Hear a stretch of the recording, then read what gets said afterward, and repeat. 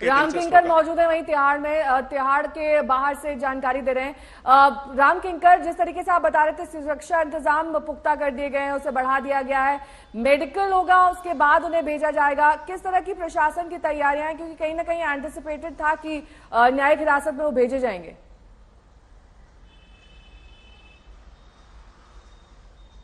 बिल्कुल नेहा, और शायद यही वजह रही कि जो हाई लेवल की मीटिंग है उसका सिलसिला लगातार चल रहा है। अब जब ये पूरी तरह से तय हो चुका है कि दिल्ली के मुख्यमंत्री का अगला ठिकाना तिहाड़ जेल की न्यायिक हिरासत है, तो साफ तौर पर अब मीटिंग इस बात को लेकर चल रही है कि आखिरकार वो कौन सी जेल होगी जहां पर दिल्ली के मुख्यमंत्री को रखा जाएगा। सबसे खास बात आपको बता दूं कि टोटल 9 जेल हैं, जिसमें से अभी दिल्ली के मुख्यमंत्री की जेल कौन से होगी वो देखने वाली बात होगी। लेकिन जो स्वास्थ्य का आधार है दिल्ली के मुख्यमंत्री का, जिसमें उन्होंने, आपने देखा कि कोर्ट में कहा है कि कुछ किताबें और दवाइयों की बात कही है, तो साफ तौर पर जो ईडी के अधिकारी हैं उनकी देखरेख में पहले मेडिकल होगा, मेडिकल के बाद यहां पर ले जाया जाएगा और खासा ध्यान रखा जाएगा सुरक्षा का, ताकि जो हार्डकोर क्रिमिनल्स हैं उनकी बैरक से काफी ज्यादा दूर हो। और जैसा मैंने आपको बताया कि किस तरह से जो एक बैरक ऐसी है जिसे वीआईपी बैरक का नाम दिया जाता है, वो इसलिए क्योंकि वहां पर मेडिटेशन कर सकते हैं, बैडमिंटन खेल सकते हैं, अपनी दिनचर्या कर सकते हैं। अब देखना यह है कि क्या स्वास्थ्य कारणों का हवाला देते हुए दिल्ली के मुख्यमंत्री को उसी बैरक में रखा जाता है, उसी जेल में रखा जाता है। ठीक है, संजय भी हमारे साथ मौजूद है। जल्दी से एक छोटा रिएक्शन संजय से भी लेना चाहूंगी। संजय, क्योंकि न्यायिक हिरासत में अब भेजे गए हैं अरविंद केजरीवाल,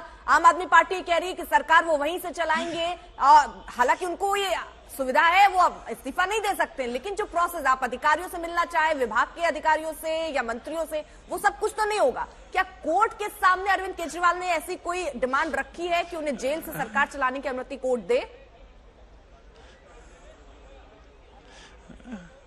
मैं रिएक्शन नहीं, इंफॉर्मेशन देना चाहता हूं, जिसमें यह है कि केजरीवाल के वकील ने जेल में केजरीवाल को कुछ दवाइयां ले जाने की इजाजत देने की गुहार लगाई है और 3 किताबें उन्होंने फिलहाल मांगी हैं पढ़ने के लिए, रामायण, महाभारत और the how prime minister decide. पत्रकार नीरजा चौधरी की लिखी किताब है, वो किताब वो वहां पढ़ना चाहते हैं। संजय सिंह को जब न्यायिक हिरासत में भेजा गया था, उन्होंने गांधी जी की आत्मकथा सहित कम से कम 18-19 किताबों की सूची दी थी कि जो वो जेल में पढ़ना चाहते हैं और अपना ज्ञान बढ़ाना चाहते हैं। इधर अरविंद केजरीवाल ने रामायण, महाभारत और हाउ प्राइम मिनिस्टर डिसाइड, ये 3 किताबों की मांग की है और उन्होंने कहा है कि उन्हें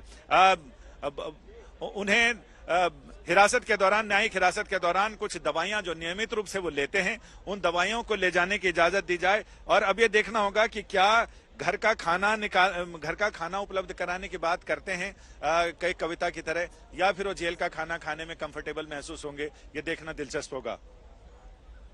जो 3 किताबें जिनका उल्लेख आपने संजय किया है, बेहद दिलचस्प, रामायण, महाभारत और आपने जो तीसरी किताब का भी नाम लिया वो प्रधानमंत्री से ही जुड़ी हुई है। ऐसे में जो और एक और किताब है भगवत गीता, भगवत गीता भी उन्होंने मांगी है जी। और कोई डिमांड उनकी ओर से रखी गई है? तो ये अभी तक तो दवाइयां और किताबें ये डिमांड की गई है। अब ये देखते हैं कि अभी फिलहाल ये कहा जा रहा है कि वो शायद हो सकता है कि घर के खाने की भी बात करें कि उनको चिकित्सकों ने जो अलाउ किया है खाना, वो खाना कितना कंफर्टेबल होगा, क्योंकि जेल में सुबह नाश्ता दिया जाता है 6 बजे और उसके बाद दोपहर का खाना जिसमें चपातियां होती हैं, सब्जी होती है। जो चपाती नहीं खाना चाहे उन्हें चावल की भी सुविधा वहां पर मिलेगी। और इसके साथ ही उनको और क्या चीजें एसेंशियल सुविधा में और क्या चीजें चाहिए, उसके लिए वो अदालत को अभी बता रहे हैं और उनके बताने के बाद ये अदालत ये तय करेगी। अमूमन ये सारी चीजें अखबार और ऐसी चीजों की डिमांड की जाती है तो अदालत उनमें हामी भर देता है और अदालत उनको इजाजत दे देती है कि ये सारी चीजें उनको उपलब्ध कराई जाएं। तो ये अब क्या क्या उनकी मांग और आती है, ये देखने वाली बात है।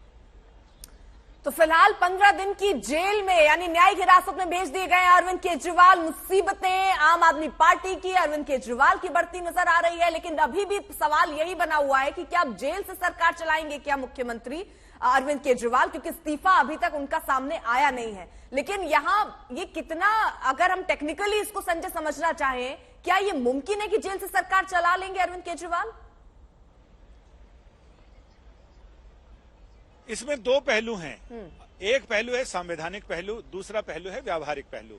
संवैधानिक पहलू में उन्हें कोई दिक्कत नहीं है सरकार चलाने में। संविधान कहीं से निषेध नहीं करता है, रोकता नहीं है कि अगर कोई मुख्यमंत्री पद पर रहते हुए न्यायिक हिरासत में या किसी जांच एजेंसी की हिरासत में जाता है तो वह सरकार नहीं चला सकता। वो सरकार चला सकता है, क्योंकि भारतीय कानून व्यवस्था, न्याय व्यवस्था ये कहती है जब तक कोई सक्षम अदालत किसी को दोषी करार ना दे दे तब तक वो निर्दोष है।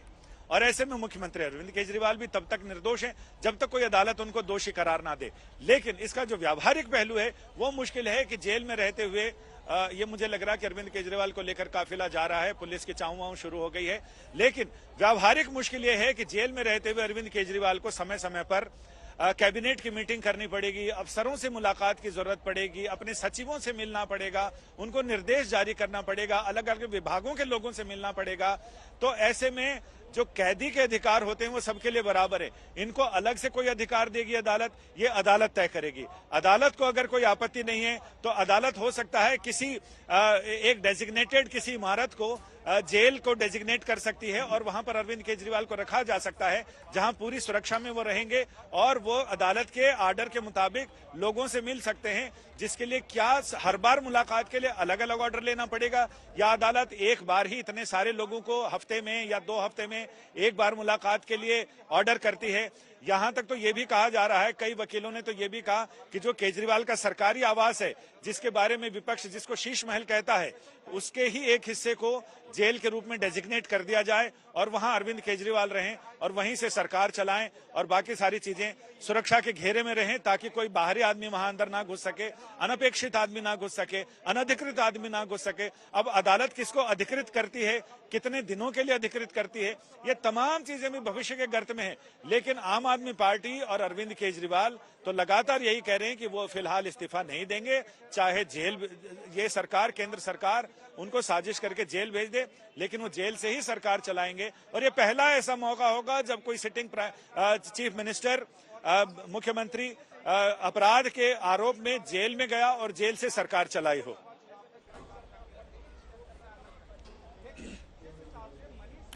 बिल्कुल संजय, हमारे सहयोगी लगातार जुड़े हुए हैं। तो अरविंद केजरीवाल की मुश्किलें काफी बढ़ गई हैं, आम आदमी पार्टी की मुश्किलें बढ़ गई हैं काफी। और चलिए और अपडेट पहुंचाएंगे, संजय लगातार दर्शकों को अपडेट कर रहे हैं। जी संजय, और क्या कुछ कहा गया है और यहां से किस तरह से आप देखते हैं भविष्य आम आदमी पार्टी और अरविंद केजरीवाल का? फिलहाल तो भविष्य ये है कि वो गीता से अपने जीवन की प्रेरणा और नए सूत्र तलाशेंगे, श्रीमद् भगवत गीता का पाठ करेंगे, रामायण पढ़ेंगे।